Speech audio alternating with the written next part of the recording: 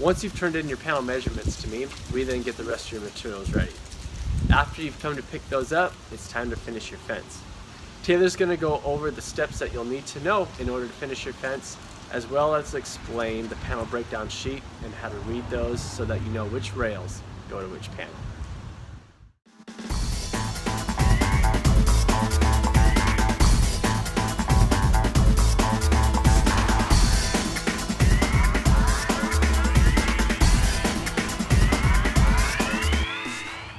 So the first part about doing your finish you're going to do is haul out all your U-channel, and we put it in the post like this so that you don't have to keep grabbing a piece from the bundle every single time. And so basically the screws we use here, they're these little metal stainless steel self-tapper screws, just a regular Phillips head. I believe they're just 1 inch, maybe 1.25 inches. And for 6-foot privacy, each piece of U-channel will get 4 screws. So what you do is I always start at the top and I just line it up right in the center of the bottom of that route there.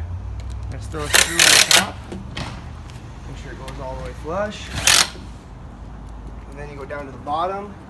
Same thing, line up the U-channel right in the middle, throw in a screw, and then just kind of go up about 1/4 of the way, throw in another screw,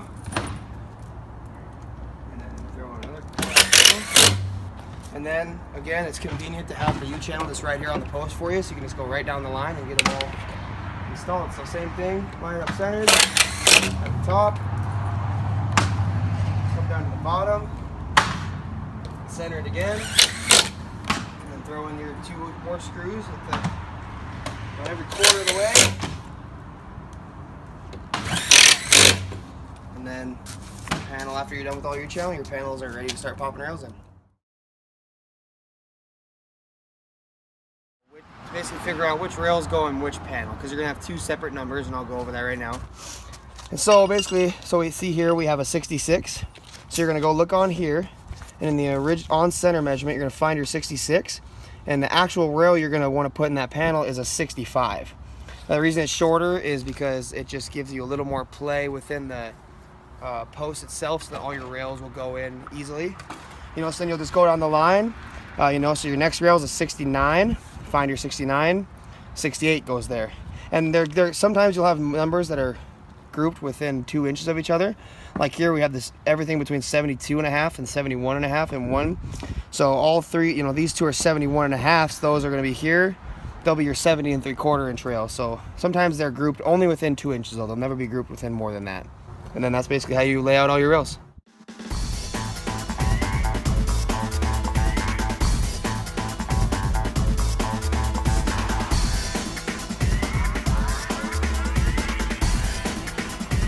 Step is after your rails are crimped, hauling them out to the line in the delegated panels they go in. And normally you start from one end and work to the other, but I have this set out for you. So what you do, the easiest way, is you always want to start popping your rails in the same direction for the whole line, usually away from where there's a rail, there isn't a rail in yet. So basically you just line it up, and you can see those pop it in, and you come to this side, and the best way for me, I do it, is I just kind of, almost like a clapping method into the next route, and then it usually pops in nice and smooth. Then you just lay your rail like this, and as you can see, all these rails are already popped in, and next is ready for some T&G.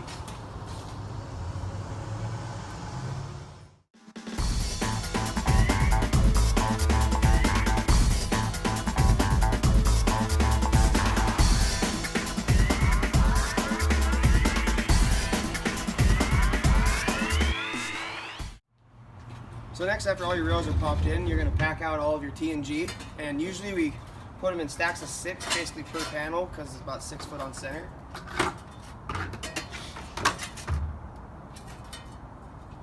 So once you have them all lined out, you basically start at one end and work your way. Always start from the downhill side of your line, working uphill. That way gravity doesn't want to pull your piece of T&G out of the U-channel.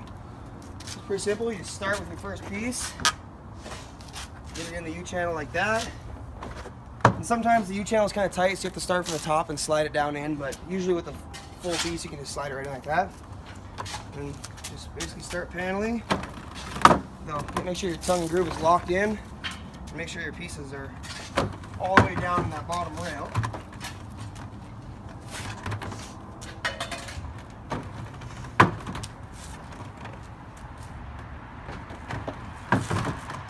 So when you come to a panel that won't fit an exact amount of full pieces, you're gonna have to rip the piece down. So what you do is once your pieces are fully in and they're nice and tight, take your tape measure. Now I just usually measure from the post, so you can see right in here where the groove on the tongue on this, the groove on this tongue kind of stops. Looks like it's like right about 11. I'll usually go about 1/8 less than that amount so that your piece isn't extremely tight in there. So we'll go 10 7/8 on this one. So our measurement, like I said, was just under 11, so I've set my saw to about 10 7/8. So there's a little bit of play. And when you cut your piece, you're always going to want to cut with the groove side of your T&G against the fence of your saw. That way your measurement is correct.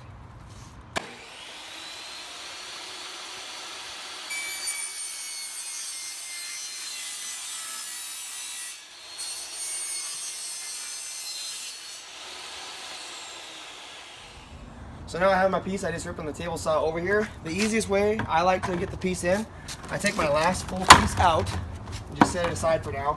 Then I start this one just like we started the panel, put it in the U-channel. And get this piece in there nice and snug all the way up. And that just seems to make it easier to get this last piece in versus trying to fight getting in because the friction of the U-channel can be too tight sometimes. Just lock it in the tongue and the groove and slide right in, and then normally if you have an extra piece that you ripped off, that will be your next starter for your next panel, and that'll eliminate waste. And you'll end up with a starter at the very end, but it'll be one versus one for every panel.